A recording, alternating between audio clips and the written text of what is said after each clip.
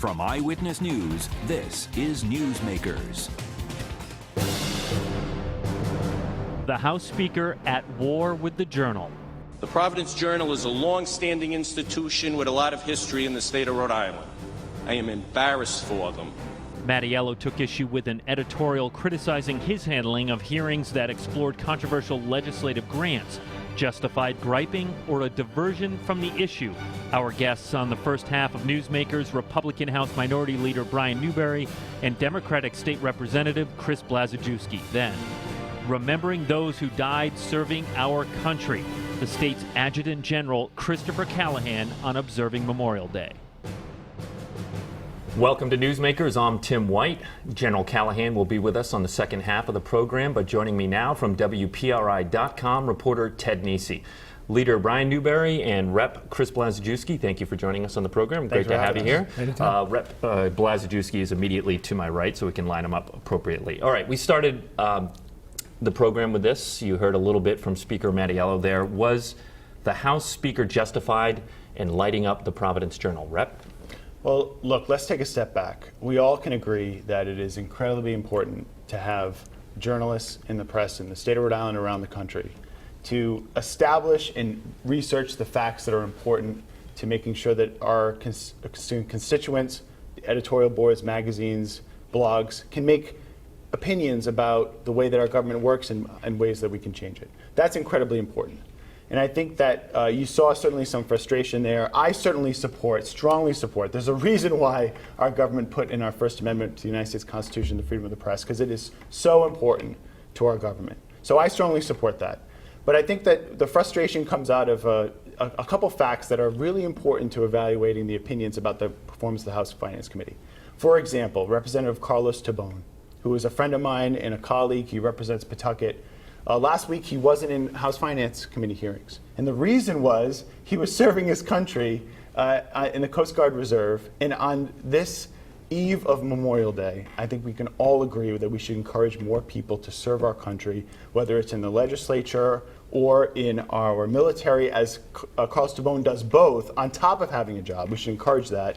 And I think that's an important fact to making any evaluation of the performance of the House Finance Committee. And secondly, Representative Marvin Abney, the new chairman of House Finance, is a Democrat from Newport, also has a military background, again on the eve of Memorial Day, also has a military background and has been spending the last month wrapping his head around a $9 billion budget, spending 10, 12, 13 hours a day in that chamber working on that budget. And so wasn't at that hearing, but I can tell you, this Wednesday, spent 5 hours in front of House Finance, hearing testimony, and I know he was there at 11 a.m. that morning and worked all day. So he had a 13-hour day working on the budget. So some took issue, though, that he did it from the rostrum. Why didn't he, write an editorial, put something in the Providence Journal? It sounds like you're okay with the approach he took. No, look, there's frustration. I think that we all should take a step back and understand the media, the press, journalists play a critical role. Look, journalists uncover facts, select the facts that are relevant, and provide them to the public so they can make evaluation of our performance, whether it's the editorial board or our constituents or anything else. And so I think that what the frustration you saw is that making sure that all of the relevant facts are available to making an evaluation as to the performance of the House Finance Committee and the General Assembly as a whole. Leader. That whole spectacle was a debacle. It was an embarrassment to the House. And I'm not just talking about the Speaker's comments. I mean the whole thing. There were several other reps that got up and talked. Now let's cut to the chase. The Journal made a couple of mistakes. They identified some lawmakers at the top of the front page editorial who weren't in the committee, had good reason not to be there, and they shouldn't have singled them out. There's a time and a place. People can get up, make their point. Carlos could have gotten up, and I think he did, got up and said, I wasn't there, I was in the Coast Guard, etc. That's fine. It should have ended there. The biggest problem what people saw witnessing that is something that I've been seeing all session. And I've talked to my colleagues, Democratic colleagues, about this.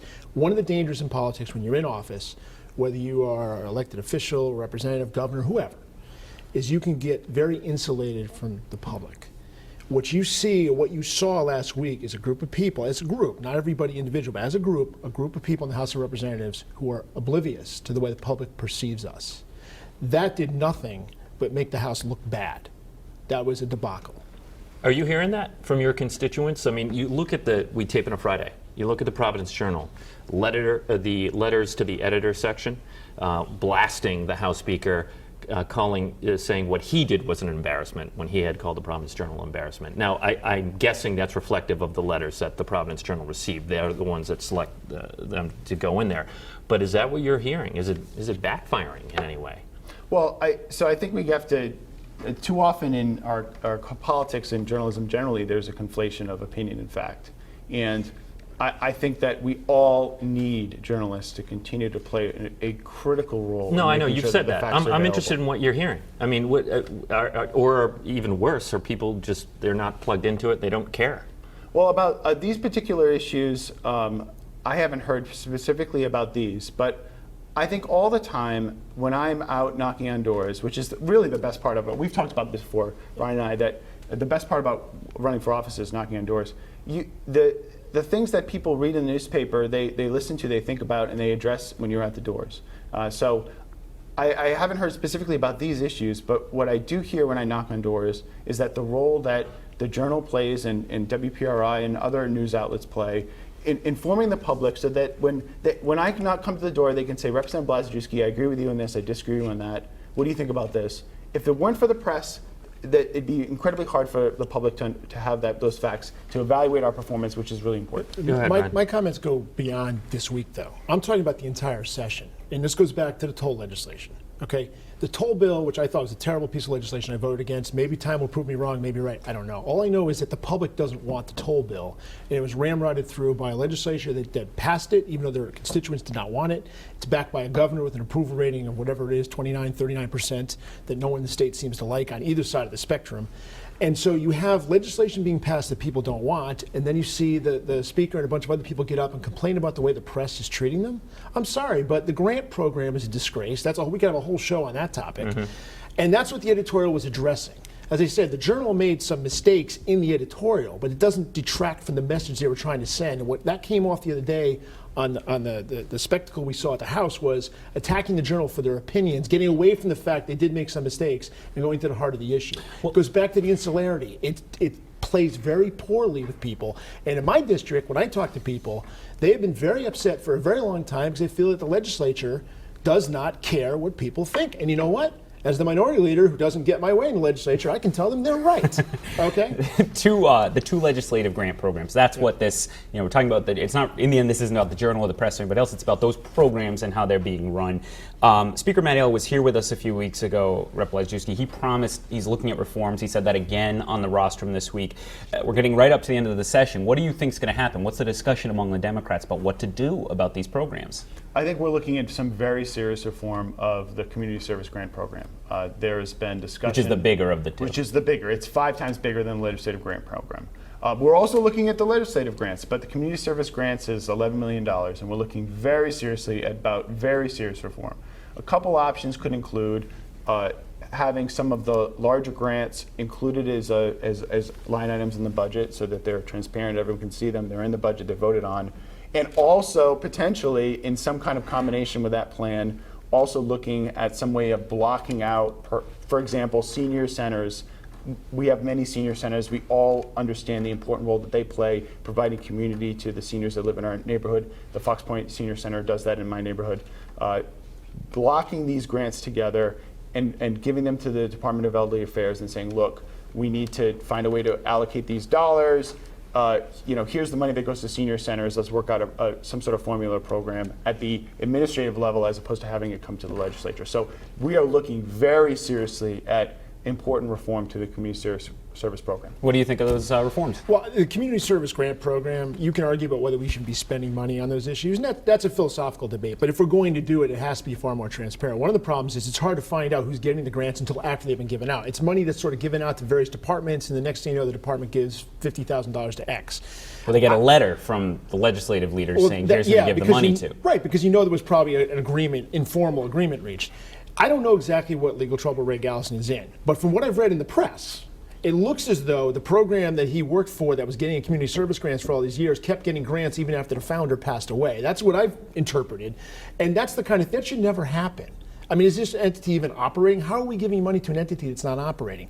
Look at the whole Keith Stokes thing in the Newport Chamber of Commerce. I mean, you look at where that money started. That started back in the early 2000s, right when the now Senate president started to gain influence in the legislature. It's the way it works. But it just kept going and going and going. No one pays attention to these things. It should, if we're going to do a community service grant program, which I'm not really in favor of, but if we're going to do it, it should be specific items in the budget. So that way we know what we're voting on. What about legislative grants? Now, these are the smaller grants. You think Little League's getting $1,500 or so. As a House Minority Leader, do you think these are issued through the Speaker's office? Do you think they're doled out fairly? No, they're not doled out fairly. But let me say a couple things on legislative grants. Number one, I've been an outspoken opponent since the first day I ran for office. I've never taken one. I've never asked for one. I think the program is a way for incumbent legislators of both parties, because Republicans have taken in the past too, and some do today, of both parties to take grants to basically buy votes for re-election. So get rid of them. Votes. Absolutely get rid of them. However, if my colleagues don't want to get rid of them, and they should step up and do the right thing and do it. But if they don't want to, the only way to really do it fairly is to take whatever amount of money is going to be given out and divide it equally by district, half to the Senate, half to the House, divide it up by district, and allow each legislator to dole out whatever their allotted amount is, subject to approval by JCLS, Joint Committee on Legislative Services, which de facto means the Speaker has to approve. However, if it's not just Speaker control, if it's JCLS, at least I'll have oversight over it as well. Right now, it's just the Speaker. I have no idea what's given out. What do you think, Rep? So I think there's a criticism of that approach under Mayor Buddy Cianci. When they had the money to pave the streets, they divided it by ward, and it was a way to, each ward could give out whatever they wanted, as opposed to doing it in some sort of systematic and efficient way. And you saw that under Mayor Taveras in Providence, at least, we changed that approach to try to make it somehow efficient, so that you're dealing with the roads that are the most in need. Well, that's infrastructure, right? We're talking about infrastructure. What about getting rid of them then, so you don't even have to worry about this? Look, we're looking at everything. That is a program that is 1/5 as large as the community service grant. We're looking at everything. If you look at my record on legislative grants, I don't seek them a lot, because in some ways Brian Newberry, Leader Newberry, has some points here. But I think there are, for others, that they're interested in these things. And going forward, we're certainly looking at the legislative grant program as well as the community service grant program.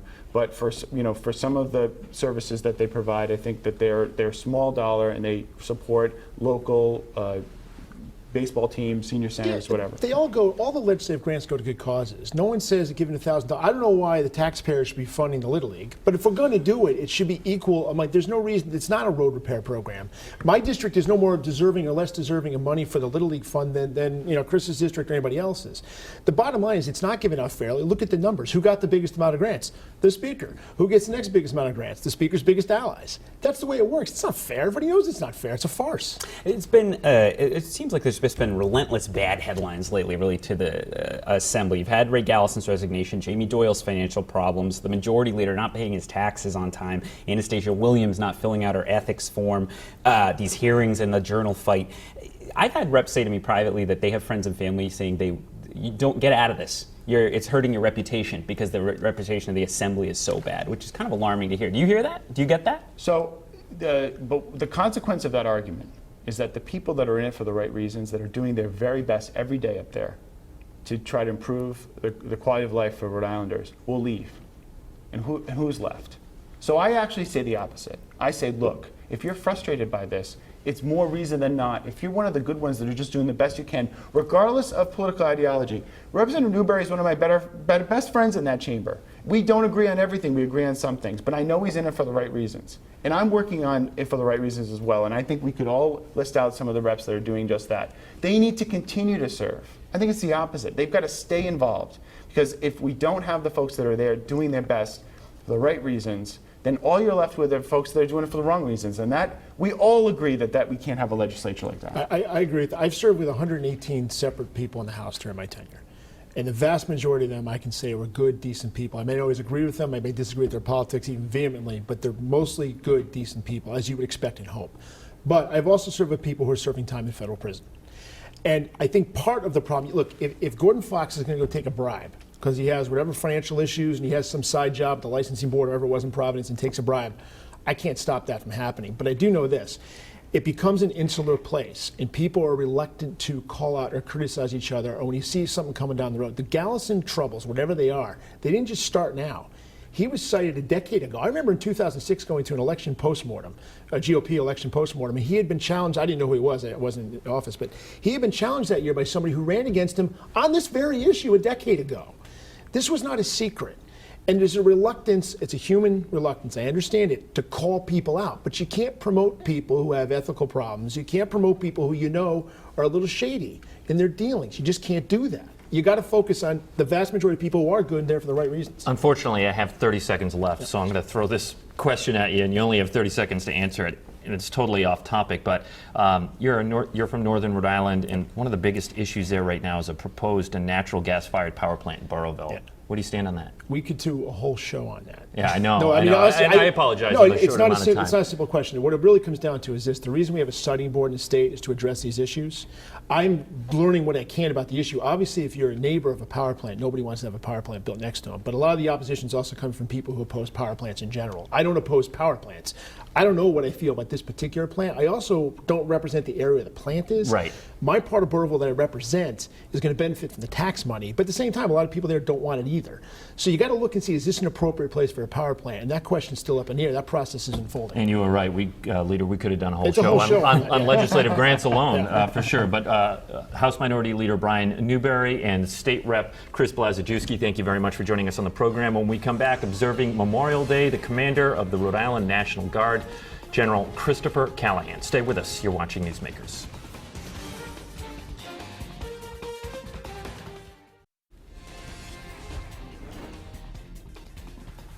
Welcome back to Newsmakers. I'm Tim White. To my left from WPRI.com is Ted Nesi, and our guest for the second half.